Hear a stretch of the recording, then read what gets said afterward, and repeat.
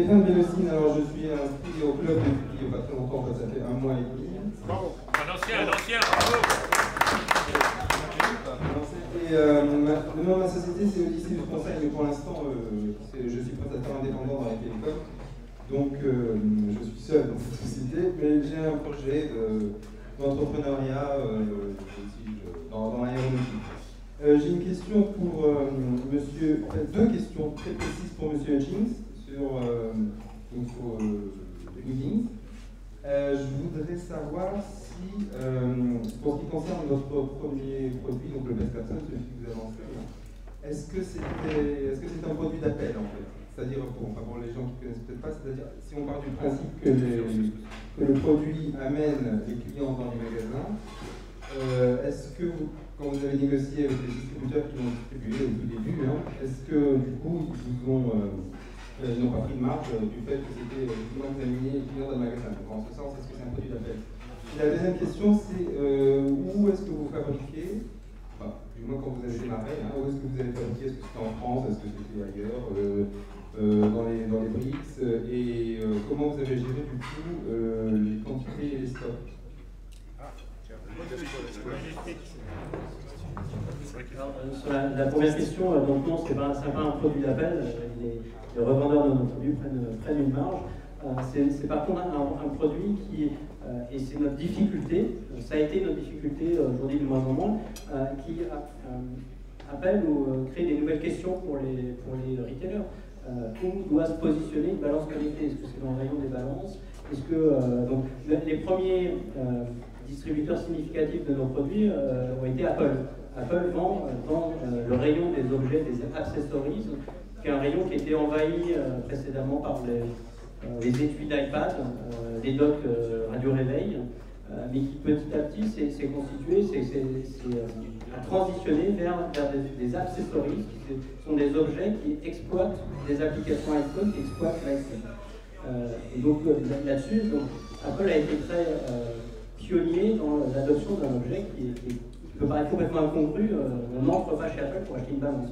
Par contre, on entre dans des boutiques Apple et on va dans ce rayon d'objets d'accessoires pour découvrir des objets qui peuvent être utilisés par un iPhone. Si je le dis un peu grossièrement, notre premier marché a été celui de personnes cherchant un accessoire pour leur iPhone. Il faut faire autre chose que téléphoner pour leur iPhone. Deuxième question, donc nos produits sont assemblés en Chine, ils sont fabriqués en Chine. Vraiment malgré nous, on a passé plusieurs mois à chercher les moyens de fabriquer notre balance qui a un verre avec un dépôt ITO, un dépôt métallique qui est assez spécifique. Et on s'est confronté à l'absence de tissu industriel. Alors, évidemment, il y a des fabricants du verre, mais les fabricants du verre, à côté de fabricants de ce dépôt très, très spécifique, il y a une vraie difficulté à trouver simplement les bons prestataires. Le deuxième point, c'est la flexibilité, qui est très très difficile à trouver auprès des outils industriels français. Alors, ce que je dis, il y a une prise de conscience très forte. Je n'annonce pas de scoop, et j'espère, je pense que les choses sont en train de changer. Mais pour une jeune entreprise qui ne peut pas s'engager sur 500 000 produits, 1 million de produits, et aider à planifier l'industriel, ses ressources sur les 18 ou 2 prochaines années, c'est complètement théorique quand vous démarrez votre activité. Cette flexibilité à la hausse, on parle beaucoup de flexibilité à la baisse, mais ce qui tue l'innovation, c'est la non-flexibilité à la hausse. C'est d'être capable de commencer 500, 5000, 50 000, mais d'être capable d'accélérer rapidement si vous rencontrez un marché. C'est une flexibilité qu'on a trouvée en Chine. Donc on a, et je pense que vous posez des questions clés sur la gestion de stock, sur l'entrée, sur les besoins et la prise de risque que vous prenez pour démarrer une série avant de vendre un tout premier produit. Très bien, merci. Deuxième question. Bonsoir à tous, Jérémy Abou, d'Altran Technologies. Donc Altran, qu'on connaisse peut-être, une société d'ingénierie d'à peu près 20 000 personnes, et dans le domaine de l'innovation, nous avons un thème qui est thématique forte autour de solutions connectées. Et justement sur ce sujet, en réponse aux différents intervenants tout à l'heure, nous essayons de faire le pont entre les startups et les grands groupes, étant un groupe force d'ingénierie assez puissant. Et alors, ce qui nous intéresse sur les solutions connectées, c'est qu'on a parlé beaucoup d'objets connectés pour des applications dans la consommation, finalement, pour des consommations individuelles. Est-ce que vous y voyez des applications plus business, B2B? Oui, alors, iDevice, enfin, ce que j'ai essayé d'expliquer tout à l'heure, je n'ai peut-être pas été suffisamment clair, mais en fait, on ne fait que du B2B. C'est-à-dire qu'on ne vend qu'à des industriels. Les produits, effectivement, à la fin, ils vont chez des vrais gens, ils vont chez des patients, mais nous ne vendons qu'à des industriels. C'est-à-dire qu'on n'a pas de réseau de distribution comme vous pouvez avoir. Nos clients, c'est des gros équipementiers du secteur médical, des gens comme Honeywell, des gens comme Philips Medical. Ça n'est pas ni des distributeurs comme Walmart et encore moins les clients finaux.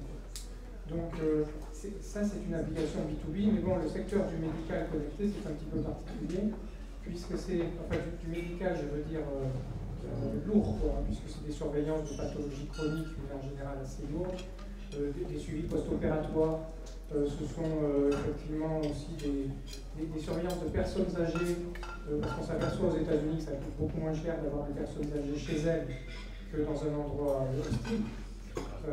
Et donc, c'est une prise de conscience qui n'a pas encore été faite forcément de ce côté-ci de l'Atlantique. J'espère que ça va venir. Mais ça, c'est vraiment un business B2B, absolument. C'est-à-dire que, alors, il y en a sûrement d'autres dans le domaine des objets connectés. Vous avez un domaine qui n'est pas du tout le nôtre, mais qui est celui du bâtiment, qui est aussi un domaine B2B, c'est-à-dire tout l'appareillage électrique connecté, il y en a de plus en plus. Bon, même si ça met un temps infini à décoller, c'est aussi du B2B, ça s'adresse après aux installateurs, aux électriciens, etc. Mais il y a un certain nombre de secteurs qui ne sont pas du grand public. Est-ce que ça répond à... Une troisième question par là-bas. Caché derrière le couteau ici. Donc Bertrand Salomon de Transatel, on est opérateur de connectivité multi-pays. En fait, MVNO, notre opérateur alternatif sur les réseaux GSM existants. Et ma question va aux trois intervenants sur justement la notion de connectivité. On parle d'objets connectés et on a parlé des applications. Mais est-ce que le canal de connectivité, par quels moyens ces objets vont communiquer, est-ce que c'est un élément critique dans le design ou est-ce que vous êtes très agnostique? Est-ce que c'est du Wi-Fi, du Bluetooth, du GSM? Et dans l'avenir, qu'est-ce que vous voyez comme moyen de connectivité pour justement connecter ces appareils? Celui qui n'a pas encore parlé.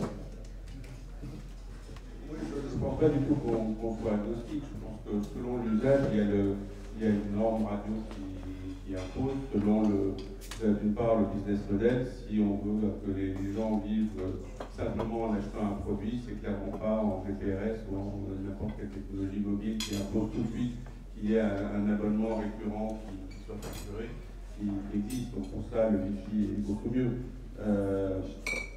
Après, chaque techno apporte ses contraintes. Nous, pour nos capteurs, on a dû déterminer notre propre protocole radio parce qu'aucun des protocoles qui existaient correspondait à ce qu'on voulait faire. Donc on commence d'abord par déterminer quel est le type d'interaction, c'est-à-dire comment l'utilisateur final doit vivre, quelle est son expérience qu'on veut lui faire vivre.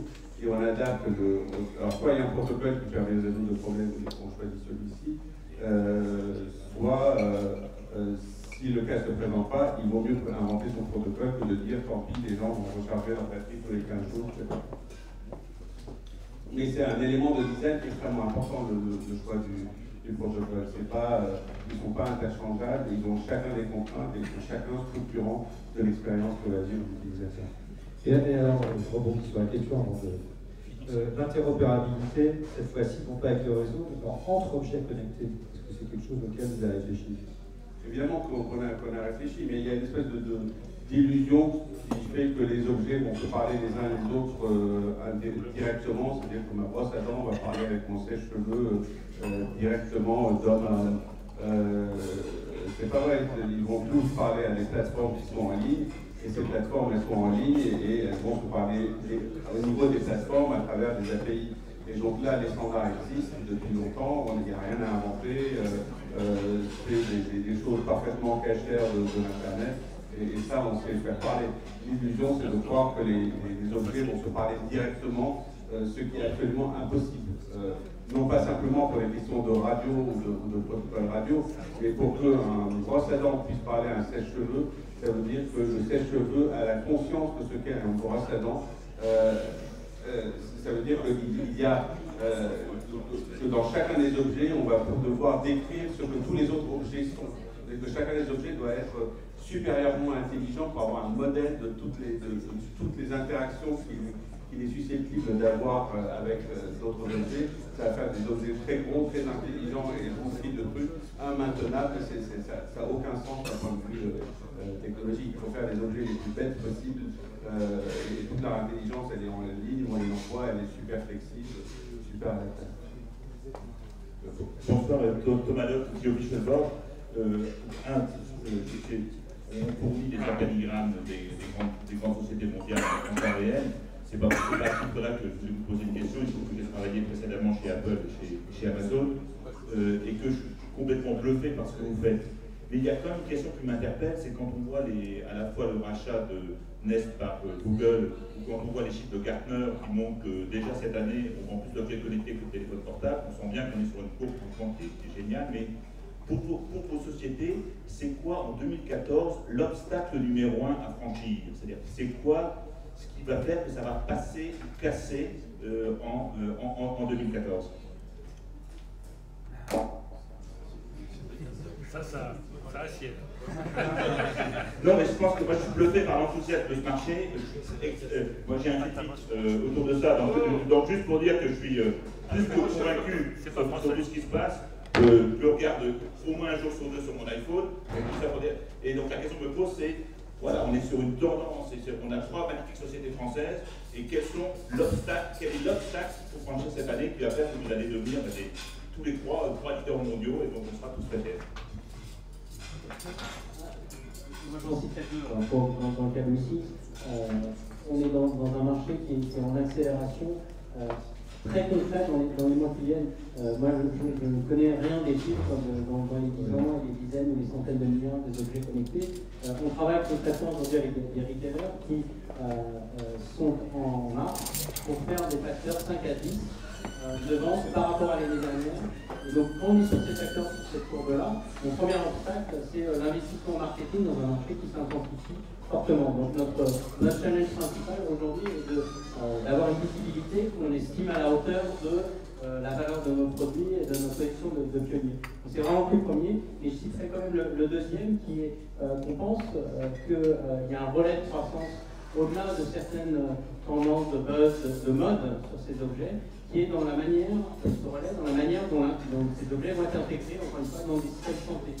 Et on travaille aujourd'hui énormément avec des acteurs, notamment aux États-Unis, qui pourront, et on l'espère cette année en 2014, être des prescripteurs massifs de nos objets.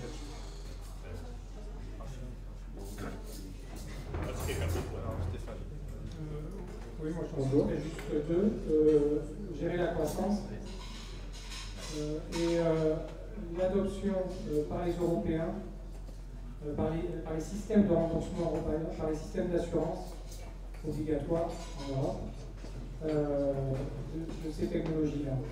Ce n'est pas le cas aujourd'hui. Et clairement, c'est un souci parce que, bon, enfin, vous voyez là, tout ce temps qu'on est, on passe notre vie aux États-Unis. C'est simple parce qu'en Europe, là aujourd'hui, j'ai 0 client. Et vous ne pensez pas que le poids du grand public va faire que la sécurité sociale, le fait que chacun prenne en charge sa propre santé, ça va être un mouvement incroyable qui va faire que, au fur et à mesure, ça va justement, on va pouvoir passer au-delà de la sécurité sociale.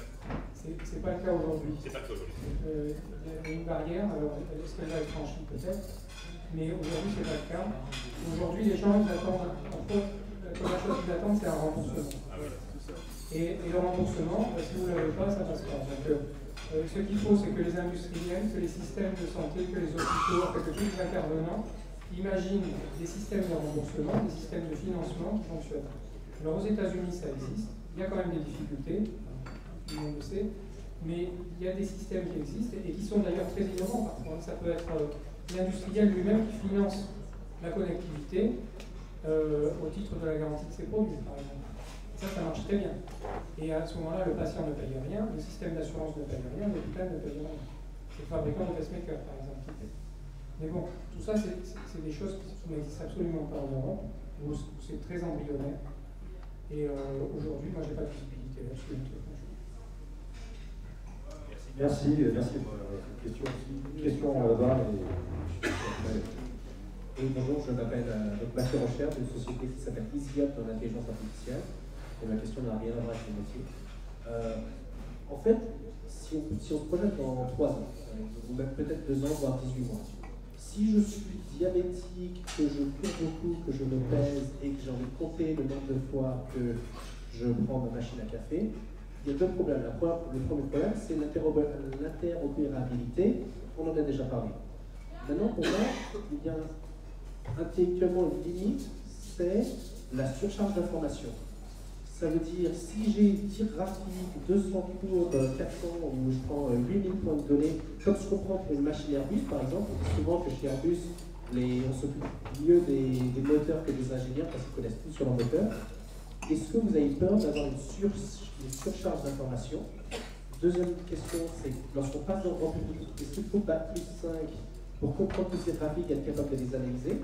Et quand est-ce que vous voyez cette saturation d'informations? Quand est-ce que j'ai trop d'informations sur mon corps, ou en tout cas trop d'informations pour les digérer? Est-ce que c'est un problème que vous percevez et sur lequel vous travaillez? Alors nous, c'est très clairement un problème sur lequel on travaille, mais d'abord, je pense que nous sommes dans une phase qu'on appelle la phase nouveau riche, c'est que parce qu'on a des capteurs et parce qu'ils relèvent des données, on a l'impression qu'il faut qu'on les regarde tous les jours. On a eu la même phase au début du web, les gens se connectaient sur le web pour regarder le web. Ça s'appelait surfer sur le web, c'est-à-dire passer 5 heures sur le web à regarder n'importe quoi. L'essentiel, c'était que les pages soient cliquables et on enchaînait sur les trucs et on consommait la techno pour la techno sans... Et puis petit à petit, les habitudes deviennent plus matures. L'usage mature de ces technologies, c'est j'ai un capteur dans mon lit, j'ai un capteur dans ma poche ou n'importe quoi. Ça enregistre les données par défaut et c'est pour ça que la technologie est importante et que pouvoir se fondre dans la vie des gens est important. Il faut qu'ils se fassent oublier, ils sont là, ils analysent la donnée. Et quand quelque chose de significatif se passe, alors on me parle. Globalement, on fait tous plus ou moins le même nombre de pas tous les jours. Au début, quand on a acheté son Fitbit, son Vithings ou son Cookie, bon, il y a une phase d'ajustement, c'est la phase de révélation. Il y avait un domaine qui était obscur, on ne savait rien, et donc on découvre les chiffres et on ajuste son comportement. Mais après, bon, on arrive à l'espèce de plateau et c'est tout le temps la même chose, sauf accident. Donc il faut des systèmes intelligents qui ne parlent que quand ils ont quelque chose à dire. De la même manière que les capteurs de détection de porte qu'on a conçus chez Sense, c'est des systèmes apprenants qui ne vont pas simplement vous envoyer une notification chaque fois que la porte s'ouvre, mais qui vont apprendre la fréquence à laquelle la porte s'ouvre et qui sont capables de vous dire « Tiens, la porte n'est pas ouverte », alors qu'habituellement, à cette heure-ci, elle s'ouvre. Et de vous dire que ça, c'est des choses qui sont inhabituelles par rapport à des choses qui sont normales. Donc baisser le niveau de bruit est extrêmement important, et c'est là où on passe à la phase suivante. C'est dans un premier temps, l'enjeu c'était de faire des appareils connectés, et là de plus en plus, faire un appareil connecté, ça ne suffit pas. Un appareil connecté de base, c'est pas forcément un appareil intelligent. Un appareil connecté de base, c'est soit une télécommande, soit un perroquet, c'est-à-dire soit un truc que je vais pouvoir actionner à distance avec mon iPhone ou avec autre chose, ou un perroquet qui va mesurer un truc là-bas et qui va me le répéter ici. Ces systèmes-là ne passent pas à l'échelle. Ce qu'il faut, c'est des appareils intelligents qui vont devoir stocker l'information, analyser l'information, créer des patterns, et pour pouvoir se parler quand ils ont quelque chose à dire. Donc on a dépassé le stade de l'objet connecté, il faut rentrer dans l'âge de l'objet intelligent, et pas parce que intelligent c'est joli, parce que c'est de la prime, etc., mais simplement parce que s'ils ne sont pas intelligents, quand vous le dites, ça ne peut pas marcher. On arrive à un tel niveau de bruit et de brouhaha que ça ne peut pas passer à l'échelle. Donc on est condamné à faire des objets intelligents. Sur le Oui. niveau de données. Oui. La problématique c'est un peu différent parce que très souvent les données même ne vont pas chez l'utilisateur, elles vont chez un médecin. Donc à ce moment-là, le problème ne se pose pas. Alors il y a une nouvelle tendance qui est très intéressante, c'est que les patients veulent voir leurs données. Alors très souvent, ils ne comprennent pas forcément grand-chose parce que ce que sort un pacemaker, ce n'est pas forcément intelligible au commun des mortels, donc c'est une formation là-dessus. Mais il y a une demande quand même, les gens veulent essayer de prendre en charge, et puis ça rejoint un petit peu ce que tu disais, veulent essayer de prendre, au moins de comprendre, essayer de comprendre. Donc c'est une nouvelle tendance, mais là, il n'y a pas de danger, je dirais, dans le domaine de la santé vraiment connectée, il n'y a pas de danger de bruit, comme disait Rafi, parce que ce qu'on passe, c'est ce dont on a besoin. Et ça va direct chez un médecin, et c'est filtré alors éventuellement par un système pour que ça n'aille chez le médecin que s'il y a un problème. Et ça de façon automatique. Et là, personne ne s'en aperçoit. Merci, Robert Delcel, trésorier. Trésorier du Juste, je pense que vous avez été très, très discret, très pudique sur votre business model. Comment vous gagnez de l'argent? Si j'ai compris Rafi dit que c'est dans l'application, c'est dans l'objet, c'est du hardware, c'est du software, c'est quoi?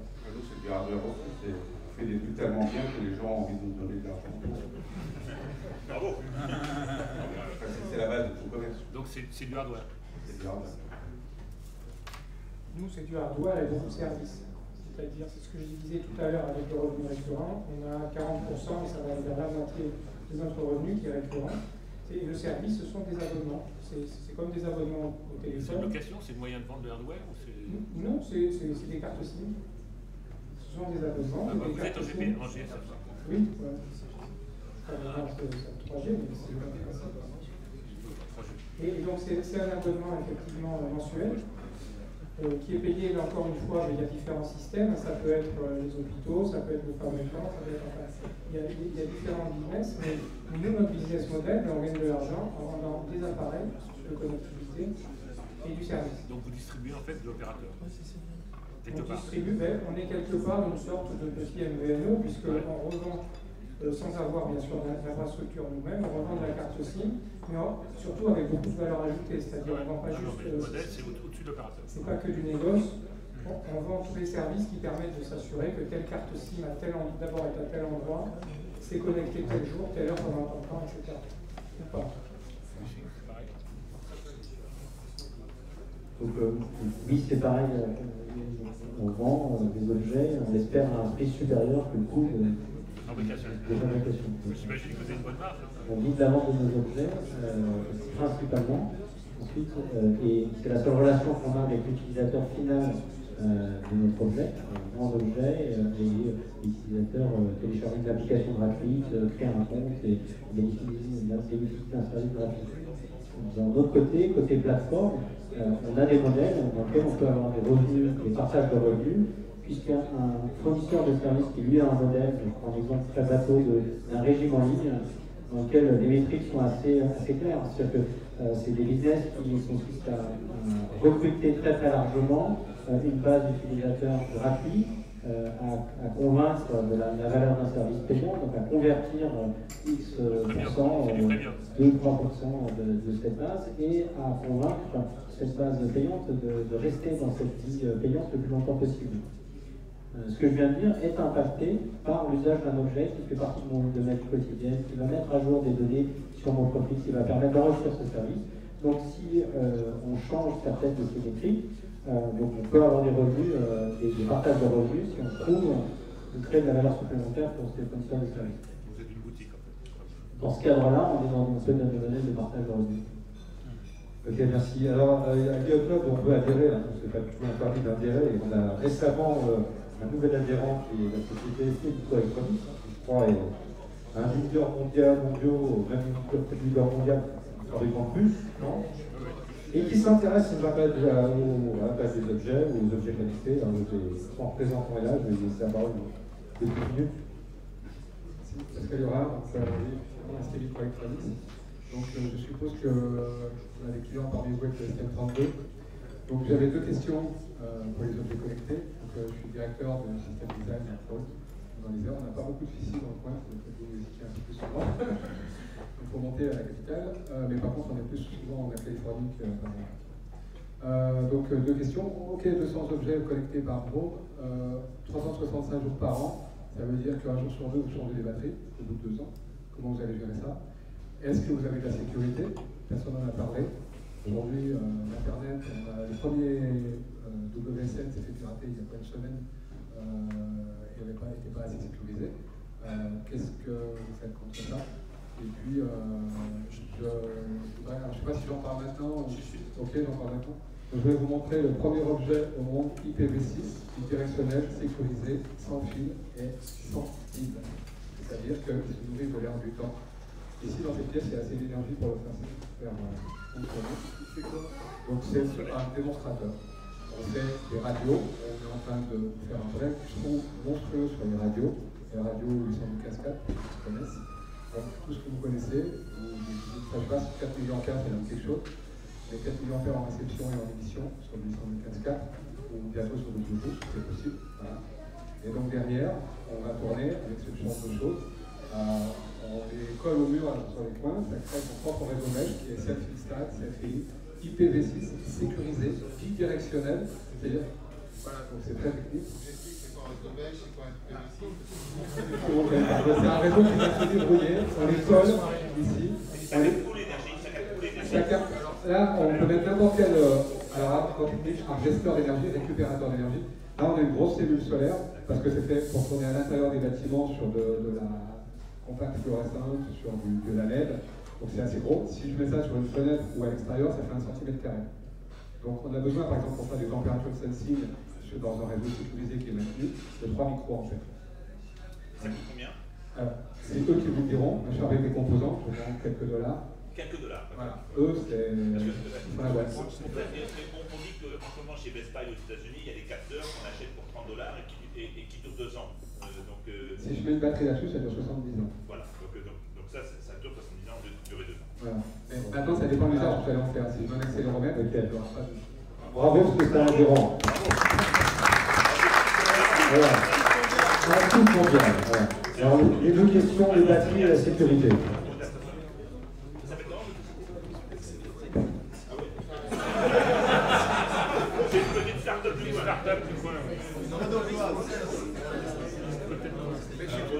Je suis tout à fait d'accord. L'innovation dans les grands groupes, c'est difficile. Bravo.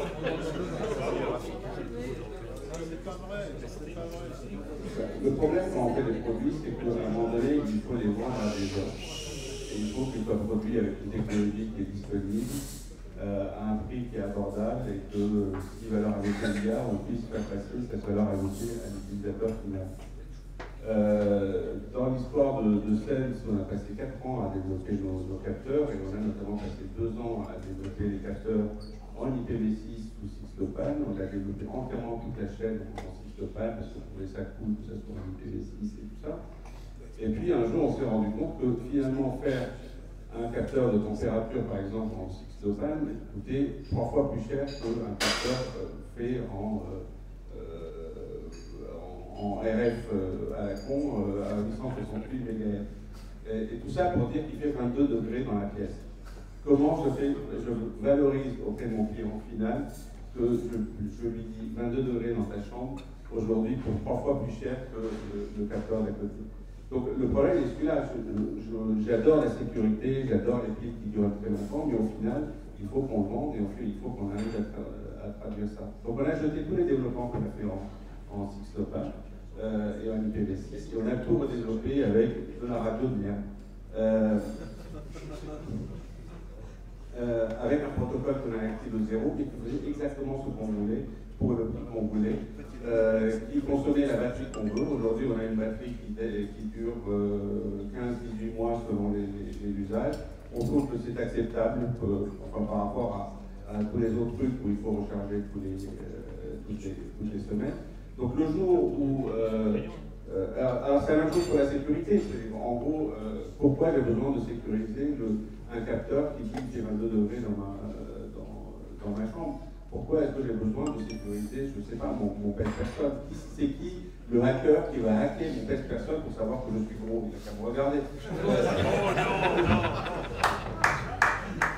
Donc la sécurité à tout prix, il n'y a pas de one size fits all du truc qui est il doit être toujours absolument blindé en sécurité. On n'est pas en train de faire des centrales nucléaires.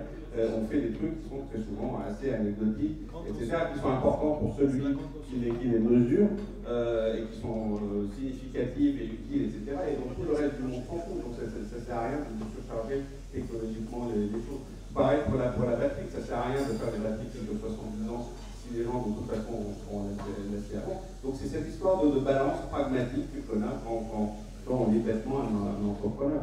Donc voilà, en tout cas, mon appréciation.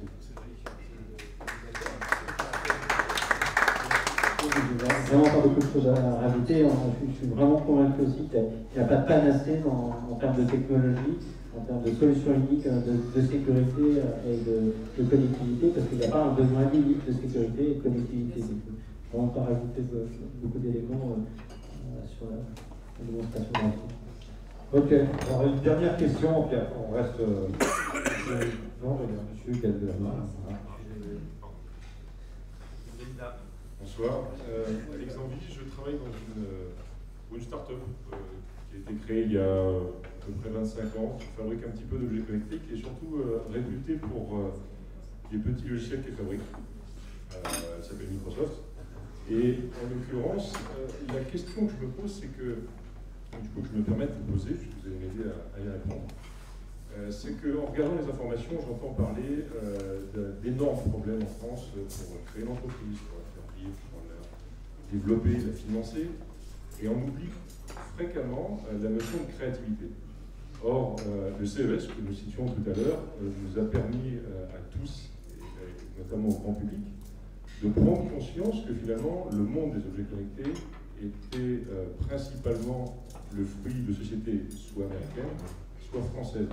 Je vais simplifier un petit peu le marché, mais on note une omniprésence quand même des Français, notamment une visibilité très forte, c'est-à-dire leur créativité et le soin qu'ils apportent à trouver des produits innovants et différenciants. Et donc j'aimerais avoir un petit peu votre point de vue. Qu'est-ce qui fait cette particularité française, malgré un petit peu les aléas et les vents contraires, je dirais. Je trouve que, vous le savez ce soir, on a des exemples extraordinaires d'envergure mondiale. Et donc, si vous pouviez nous donner un début d'explication de ces spécificités, donc ça, merci. Est-ce que c'est vrai d'ailleurs?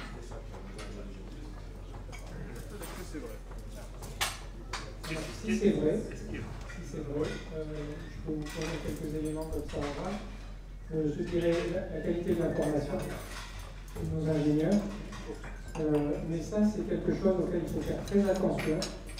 Il faut soigner beaucoup, parce que je ne suis pas sûr que ça dure.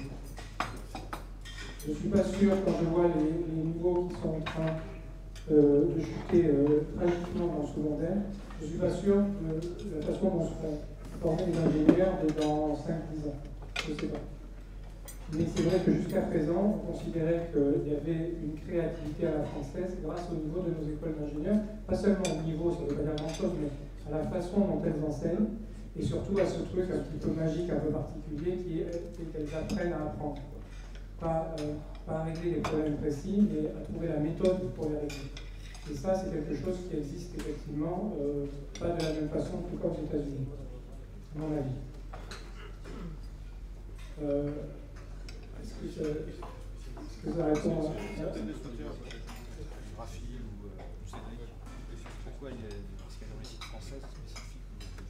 Alors après, il y a un autre point quand même aussi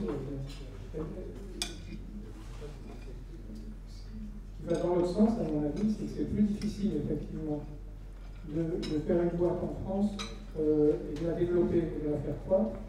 D'une part, pour les raisons que j'expliquais tout à l'heure, qui est la relation avec les grands groupes, qui sont des clients naturels dans un certain nombre de cas, mais aussi par le fait que par rapport à un pays que je connais un petit peu comme les États-Unis, il vous faut ici un niveau de marge bien supérieur si vous voulez vivre de la même façon, c'est-à-dire investir de la même façon, vous payez les bons ingénieurs, les bons commerciaux, et ça fait une grosse différence, mais ça ne joue pas dans le sens que vous disiez, c'est l'inverse. En fait, je veux limiter à la créativité, hein, pas au développement d'entreprise. C'est vraiment la créativité. La particularité, ingéniosité pour poser les questions. Non, j'ai rien à dire. Moi, Alors une dernière question, Yann et tenace. Ça va être rapide. Bonjour, mon nom est Franck Duboul et je suis consultant indépendant. Quand on parle de créativité, j'étais ravi de l'intervention de la personne de SMT, bien que très technique. J'ai une vraie question. Tout à l'heure, vous avez tous les trois répondu à la question si c'est plutôt logiciel ou hardware. D'une seule voix, les trois, vous avez répondu hardware. Mais ma question, c'est quand vous faites de la R&D, et je suis un client de Wiki, par exemple, est-ce que vous allez vraiment créer de l'électronique, du hardware, ou est-ce que vous faites de l'assemblage, et votre valeur ajoutée, c'est plutôt la PIC et CPIP, c'est plutôt du logiciel? Où est-ce que vous vous situez, où est-ce que vous situez votre curseur dans votre R&D? Est-ce que vous êtes des compétiteurs, entre guillemets, de fondeurs de puces, vous avez créé un circuit intégré pour les cookies ou pour le wiki, ou est-ce que vous assemblez des composants existants et votre vraie valeur ajoutée, au-delà des idées géniales que vous avez, elle est plutôt sur la couche logicielle? On a vraiment l'ambition de créer des capteurs. Donc, pour juste un exemple, on intègre un capteur de CO2 dans notre dernière génération de balance. Donc on mesure de manière périodique toutes les demi-heures le niveau de qualité d'air ou un indicateur de confinement des pièces dans lesquelles... il n'existe pas sur le marché de capteurs de CO2 fonctionnement sur 4 litres de hache qu'on mesure toutes les 30 minutes et qu'on a embarqué dans un facteur de forme dans une balance. Donc non seulement on développe le capteur qui repose sur des éléments, donc une interface donc physiologique ou un phénomène physique. Donc développer un capteur, c'est toujours utiliser des éléments. Développer du logiciel, donc du traitement du signal, filtrer maintenant des informations qui sont extrêmement riches, qui peuvent arriver par des composants de base, encore une fois, d'éléments physiques analogiques de capteurs innovants, développer du logiciel, développer donc, toutes ces problématiques de gestion de l'autonomie, qui fait qu'on a une rupture possible, un capteur d'air sur pile. Je pense que c'est un élément vraiment fondamental, c'est si vous faites un nouveau capteur et que vous avez une qualité à fabriquer en grand volume, on développe en même temps les banques tests, donc la capacité à tester ces capteurs. Quand on développe un capteur, il n'y a pas en face, vous devez vous-même mettre en place le bank test, donc la manière de calibrer en usine, suivant le type d'assemblage que vous avez fait, votre capteur. Donc chez nous, dans nos labos, on a en même temps le développement du produit, mais aussi des banques tests, donc physiquement de boîtes d'enceintes dans lesquelles on peut tester 5-10 cartes électroniques. Et c'est une partie qu'on vient installer sur les lignes de fabrication. Et je pense qu'on oublie parfois, et c'est celle qui fait qu'on peut fabriquer en masse, parce qu'on ne va pas chercher dans un salon à Hong Kong de fabricant d'une balance connectée qui intègre un capteur de CO2. Et de même qu'on n'allait pas chercher un fabricant de balance qui intègre de l'ARF haute fréquence du Wi-Fi. Il n'y a pas de fabricant existant. Donc le développement de l'outil industriel, donc du banc test, fait partie de notre métier aussi. Très bien, merci. Bah, écoutez, normalement on termine à 10h20, 10h15, 10h20, 10h30, donc on va clore cette soirée. Suivez bien l'actualité du Club avec tous les événements que vous connaissez. Il y en a 3 nouveaux qui sont dans le pipe et qui vont se lancer dans les prochaines semaines. Probablement au mois d'avril, on va lancer une initiative pour aider les entrepreneurs, ceux qu'on appelle nous les entrepreneurs de la création numérique, et tous ces jeunes artistes qui créent en numérique. Et donc ça, on va lancer ça probablement fin avril. On va également parler, on a un sujet sur les PME et la production en bourse qui sont en train de se dessiner, dont on a commencé à parler même ce soir un petit peu à table. Et enfin, les questions patrimoniales personnelles, la fiscalité, ça aussi c'est un thème qui va être lancé par Guillaume dans la prochaine semaine. Merci, oui, Maurice. Un mot, je voulais simplement réagir encore. J'avais une idée que je voulais soumettre 1 minute avant que tu termines. Ah, alors une idée de Maurice Kawan, notre chairman. Maurice Kawan, le club. C'était intéressant, la question était très interpellante. Et je voulais quand même soumettre une idée qui n'était pas simplement la créativité française par rapport à la créativité américaine, la créativité sur le monde, parce que je pense qu'il y a beaucoup de pays maintenant qui innovent. Je crois qu'il y a une notion de globalité ou de boîtes qui sont conçues comme globales. On ne sait plus d'où viennent ces boîtes, et ces boîtes réussissent un peu partout, et elles ont la chance, et plus que la chance, elles ont le talent d'arriver à Las Vegas avec, par exemple, français, en se présentant comme une boîte, et tout le monde connaît, et tout le monde se dit, ah, c'est vraiment le produit que j'aime, et on ne sait pas d'où vient cette boîte. Je pense que c'est ça, en fait, la grande qualité de la boîte, c'est probablement la qualité de nos trois dirigeants-là qui nous ont fait rêver ce soir, parce que on serait à Las Vegas ou à Paris, et quand on parle de Withings ou de eDevice ou de Sensi, on a les parcours de ces gens, et on a à travers les produits une histoire tellement forte que là, on adhère, et c'est peut-être une des raisons de la générosité de ces boîtes-là. Et Olivier, je te repasse le micro, et merci de ta question. Voilà, merci. Donc, alors les trésors à mes côtés me soufflent deux choses. La première, c'est que le club engage de nouveau en mai, s'il vous plaît. En février et en mai, le voyage en Israël, Startup Nation, qu'on a fait en 2013, je l'avais fait avant en 2009. Et ça a tellement bien marché que ça redémarre en mai 2014. Et là, il y a plein de choses et plein d'idées à prendre dans ce pays. C'est intéressant. Et puis, je voudrais dire remarquer également que les trois sociétés de ce soir ont des dénominations sociales d'accord à la consommance anglaise. Voilà. C'est peut-être aussi une réponse. Je remercie en tout cas Withings, Sens et eDevice, et on peut les applaudir comme d'accord. Voilà.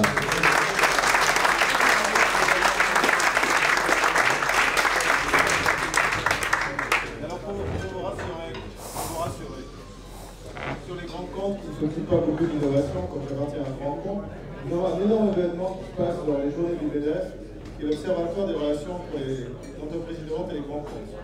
On remet des prix à ce moment-là, c'est un événement qui est très couru aujourd'hui. On peut observer que chaque année, les choses s'améliorent grandement, surtout depuis 2-3 ans. Donc, je vous invite avec plaisir. On verrait toutes les innovations et les couples entreprises innovantes et grands comptes qui ont réalisé des trucs assez extraordinaires, avec un jury qui est présidé par Robert, et qui chaque année donne lieu à des retombées importantes à la frontière de presse, mais surtout l'encouragement pour ces sociétés qui ensuite sont suivies, sont éventuellement financées par la BPI. Donc les choses sont en train de changer. On n'a pas besoin d'un small business act, les choses sont en train de changer. Voilà. Merci à tous encore une fois, bonne soirée. Bonne soirée encore, si vous voulez.